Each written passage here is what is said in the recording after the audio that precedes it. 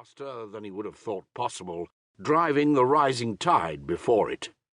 By the time he reached the second stretch of tide pools, there was barely 10 feet of dry sand between water's edge and cliffs. Pug hurried as fast as was safe across the rocks, twice nearly catching his foot. As he reached the next expanse of sand, he mistimed his jump from the last rock and landed poorly. He had twisted his ankle. He had been here before, and when he had jumped, he had twisted his ankle, and a moment later the waves had washed over him. Pug turned to look at the sea, and instead of the surge of water that would wash over him, the water was pulling back. The sea gathered in on itself, and as it pulled away, it climbed higher and higher, a wall of water reaching angrily to the heavens.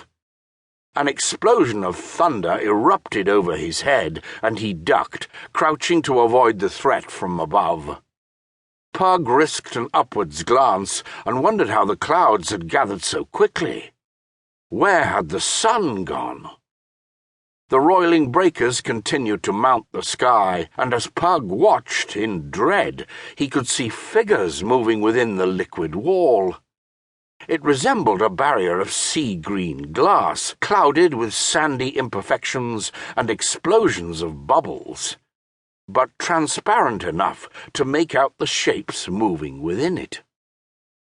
Armed creatures stood in ranks, poised and waiting to invade Cryde. And a word came to Pug's mind. Dasati. He turned, letting go of the sack in his hand as he attempted to reach higher ground. He must warn Duke Boric. He would know what to do. But the Duke is dead. Over a century now.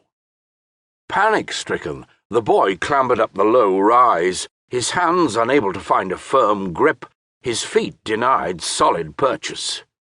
He felt tears of frustration rise in his eyes, and he glanced over his shoulder. The black figures stirred within the mounting wall of water. As they stepped forward, the wave rose to impossible height, blackening out the already storm-grey skies.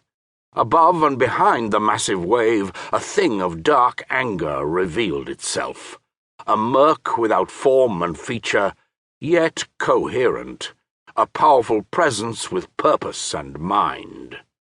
From it poured pure evil, a miasma of malevolence so vast that it caused the boy to fall over backwards, sitting helpless as he waited. Pug saw the dark army of the Dasati marching towards him, emerging from waves turned black by the hateful thing in the sky. He slowly rose, balled his fists, and stood defiantly. Yet he knew he was helpless. He should be able to do something, but he was only a boy, not yet 14 summers old, not even chosen for a craft, a keep boy without family or name.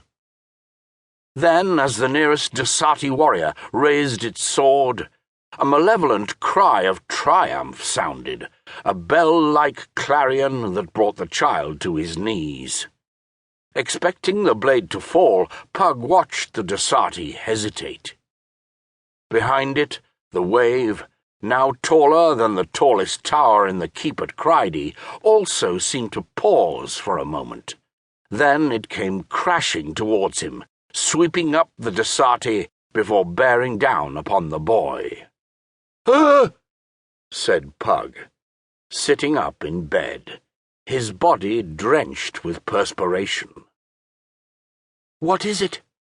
asked the woman at his side.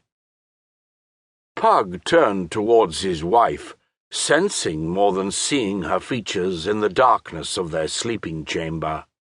He calmed himself and said, "A dream. Nothing more." Miranda sat up and put a hand on his shoulder. With the briefest gesture, she brought every candle in the bedchamber to life. In the soft glow from the candles, she saw the sheen of moisture on his skin, reflecting the flickering light. It must have